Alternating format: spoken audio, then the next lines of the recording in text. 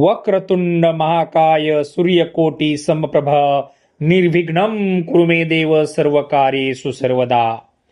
माघ महिन्यामध्ये शुक्ल चतुर्थी ही गणेश जयंती म्हणून आपण साजरी करतो। याच दिवसाला तिलकुंद चतुर्थी असं सुद्धा म्हणतात बरं का। यंदा 22 जानेवारी रोजी हा सण असून या दिवसाची गणेशाची उपासना केल्याने सर्व संकट दूर होतात आणि तुमच्या सर्व इच्छा मनोकामना पूर्ण होतात अशी श्रद्धा आहे। तिलकुंद चतुर्थीचं महत्व नक्की काय आहे? तिल म्हणजे तीळ आणि कुंद म्हणजे कुंदाची पांढरे फुले। या दिवशी भगवान गणेशाला तीळ आणि कुंदाची फुले अर्पण करण्याची परंपरा सुद्धा आहे आणि आरोग्य आणि समृद्धी माघ महिन्यामध्ये थंडीच्या काळात तिळाचं सेवन आणि दान आरोग्यासाठी उत्तम मानलं जातं। या दिवशी व्रताचं पालन केल्याने वर्षभरामधील सर्व चतुर्थींचं पुण्य मिळतं असं शास्त्रात सांगितलेलं आहे। या माघी गणेश जयंतीला माघातील गणपती हा जन्मोत्सव म्हणून साजरा केला जातो। कश्यप ऋषी आणि माता आदिती यांच्या उदरी याच तिथीला गणरायाने महत्कट विनायक रूपात जन्म घेतला।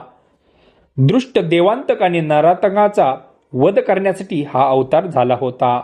आता याच गणेशाची पूजा कशी करावी? तर सकाळी लवकर उठून तिळाचे उटणे लावून स्नान करावं। स्नानाच्या पाण्यात थोडेसे तीळ टाकणं शुभ मानलं जातं आणि गणपती समोर बसून व्रत आणि पूजेचा संकल्प करावा।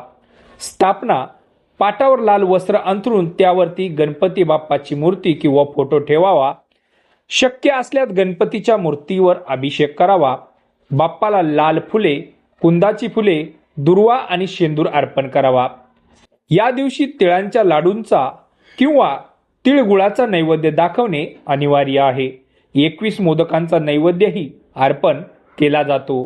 आरती व मंत्र ओम गण गणपती नमः या मंत्राचा जप करून आरती करावी। तर हा होता माघी गणेश चतुर्थी पूजा विधी आणि तिलकुंद चतुर्थीची माहिती याविषयीचा व्हिडिओ आवडला तर लाईक करा, शेअर करा आणि सबस्क्राईब करा। धन्यवाद।